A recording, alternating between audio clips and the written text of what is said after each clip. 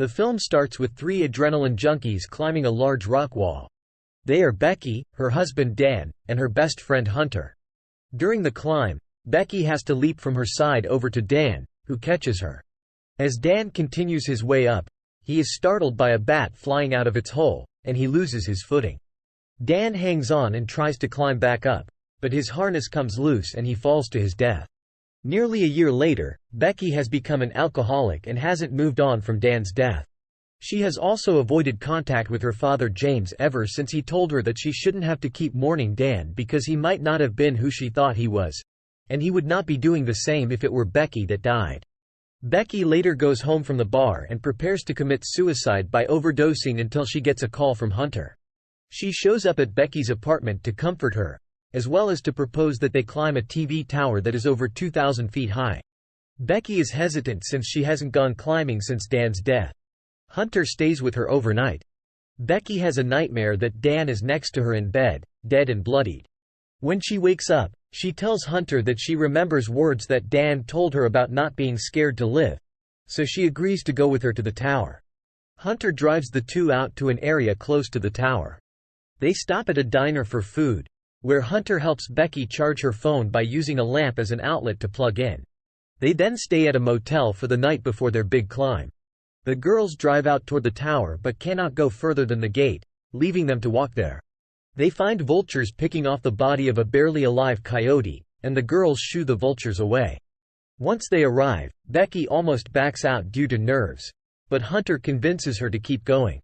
They begin their climb and stop after 1,000 feet, where they observe the view so far, and Hunter comments that they have passed the height of the Eiffel Tower. As they get further up, they have to climb another 200 feet on an exterior ladder, which is rusted and rickety. Several bolts come loose as Hunter messes around while trying to climb up. The two finally make it to the top and admire the view. Hunter takes videos for her social media page and uses a drone to fly out around the area. Hunter then decides to take pics while hanging over the edge and convinces a reluctant Becky to do the same. Becky also uses the opportunity to spread Dan's ashes from the top, which makes Hunter emotional.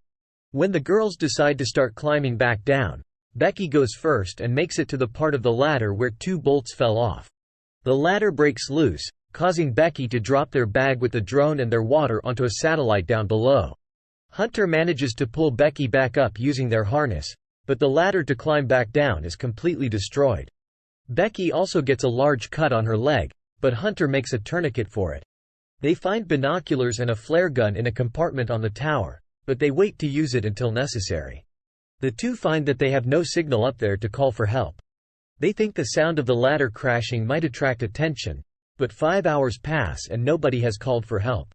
With the binoculars, they see a trailer parked up ahead near the gate.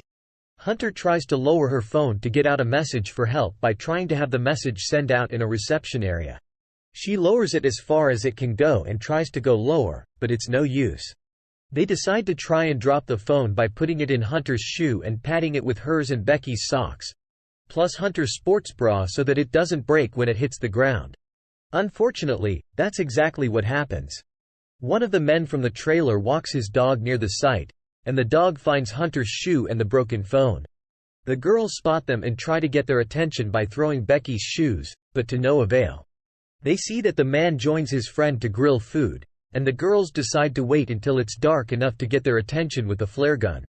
Once the sun goes down, they make their attempt and shine the light from Becky's phone to draw attention to themselves. However, while the two men do see the girls, they also see Hunter's car and drive the trailer over there to steal it. The girls start to get dehydrated and hungry. Overnight, Becky watches a video from her and Dan's wedding, but notices Hunter looking sullen in the background. She also spots a tattoo on Hunter's foot that says, 143, which is something that Dan would say because he would never actually tell Becky, "I love you," back to her, instead just tapping the number of letters in each word. Hunter comes clean and admits that she and Dan had an affair that carried on for 4 months after they got drunk, and Dan made the first move. Hunter says she broke it off because, even though she had fallen in love with Dan, she loved Becky even more.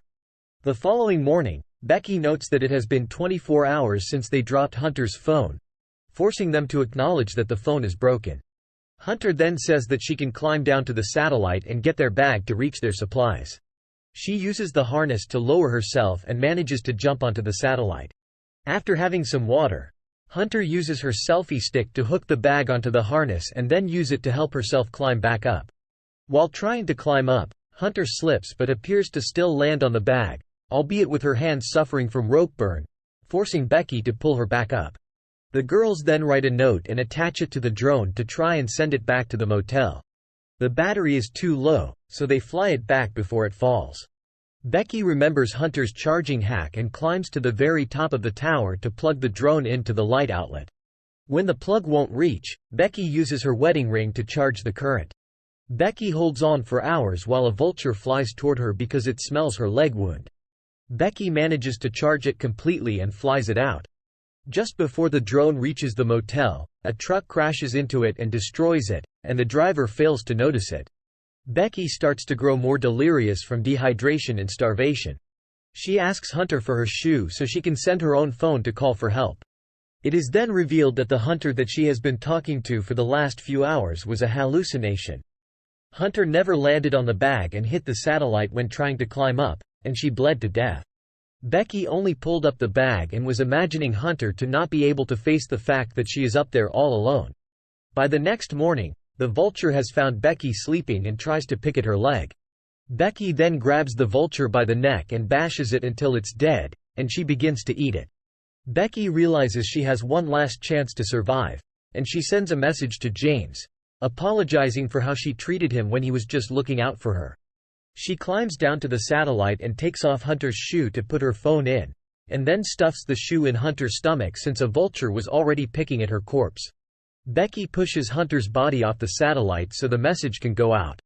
James is then seen driving toward the tower, where he finds a whole team of authorities at the scene. He finds them taking Hunter's body, which he fears is Becky, until he finds that Becky has already been rescued and brought down safely. Becky runs into James's arms and they reconcile.